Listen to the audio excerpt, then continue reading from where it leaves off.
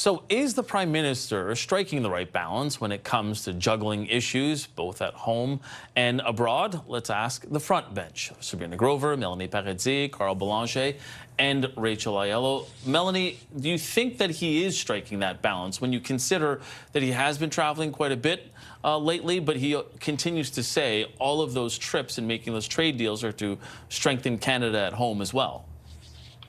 Well, I don't think he's quite hitting the mark anymore. So for the past 6 months, the issue set was very clearly how can we pivot Canada away from its dependency on the United States in terms of trade to fuel our economy? How can we diversify our trade? And these trips to Europe and other parts of the world, the conversations that Mark Carney's been having with other world leaders made an awful lot of sense in contributing to that narrative. In political communications, really in all communications, you have your issue set and you have your core narrative.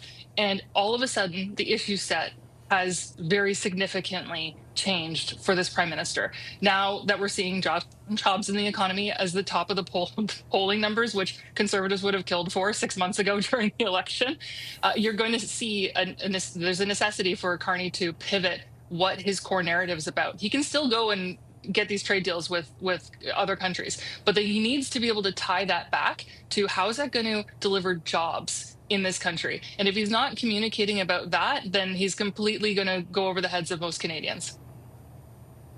Yeah, and Rachel, I think I sort of alluded to it there with the budget.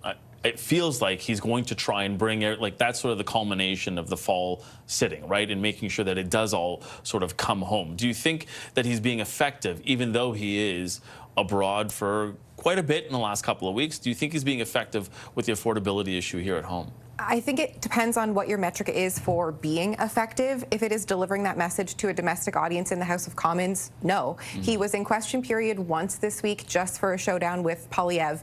That's it. No participating in other debates, not taking questions any other day. And I do think as the budget gets closer, I don't know that that's going to fly. That accountability is going to need to be there unless he's going to put that on the finance minister solely to wear. So I do think it's going to come to a point, Mike, where he is going to need to show deliverables from all of his foreign travel. Yes, we're getting these little like memorandums of understanding, soft, nice little press releases, but substantially it's not bringing much to the table. There's been a number of world leaders that have come to Ottawa in the last few days that barely made headlines. So he's going to have to find a balance. I understand that his comfort zone is on the international stage meeting with these world leaders and less so in the House, but his job requires both. And Carl, who knows when we're going to have an election? I mean, it's a minority government. It doesn't feel like it's going to be soon, but one never knows. And it's not like he can pivot back to affordability just for an election, right? He has to been seen to have been taking care of it in these, in these weeks. Right, especially in the context of food prices that are going up. Because remember, I think it was Minister Champagne actually who was like claiming mission accomplished because in his flyer, the turkey has gone down for Thanksgiving last year. Thanksgiving's around the corner. Where was the price of turkey this year? And so that's the reality Canadians are facing. And as Trump is, kind of fading away from the Canadian consciousness because he's not talking about 51st state as much, he's not talking about the next thing in the country, he's kind of moved on to other stories. The reality is hurting Canadians. And so what Mark Carney is doing is trying to fix that by diversifying the economy, other trade deals, but the results need to happen. Because if they don't happen, if just laying down the ground ahead of the CUSMA negotiations, it may end up hurting the Liberal brand too much by the time these deals have an impact on the Canadian economy. Yeah, and Sabrina, we did have the Indonesian leader in Ottawa. They did hammer out, or sign at least, a trade deal. But, we're hearing from Jeremy Sharon in London saying that, they're kind of downplaying what is going to come out of this trip, other than knowing that we're going to see, Carney at the Women's World Cup of Rugby tomorrow. We know that that's a deliverable, and I say that tongue-in-cheek. But, do they have to come back from the UK with something that they can say, no, look, this is what we did and this is why it was important?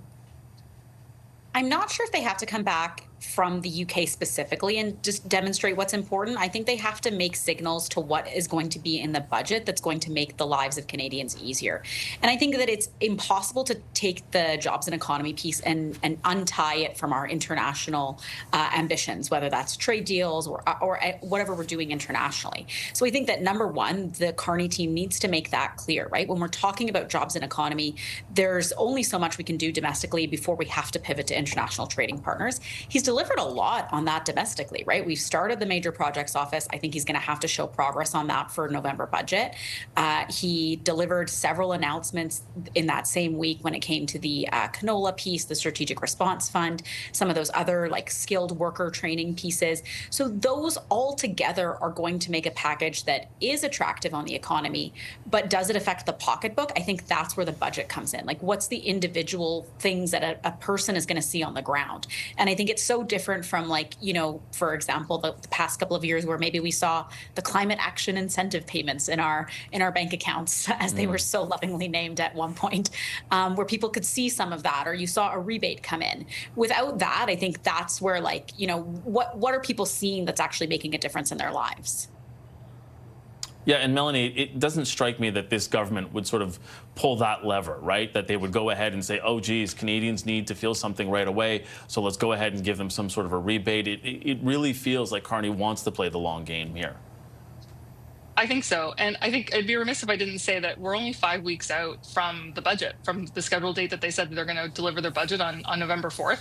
I regret to inform you that it's almost October. And so we're getting pretty close to it.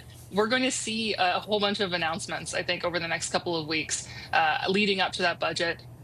Things that will be in the budget that they want to announce early on, in part because they see the shifting landscape of the issue set of Canadians. They want to respond to some of that. I think that we will probably also see at least a small cabinet shuffle. The prime minister is going to have to deal with some underperformers. Also, there's rumors of more MPs being sent to diplomatic posts. We'll see what happens there. But all of that's going to necessitate a shuffle, and that could also provide them the opportunity to give a bit of a reset on their communications around what exactly their priorities are for Canadians, shifting away from Trump and trade and moving more towards jobs in the economy. I'm not sure that we can handle a shuffle and a budget in the next month. I know that we can in the Bureau here. 100% we can handle it. Do people really? I don't know that the people in Parliament Hill want it. Okay, we'll have to see. We're going to leave it there.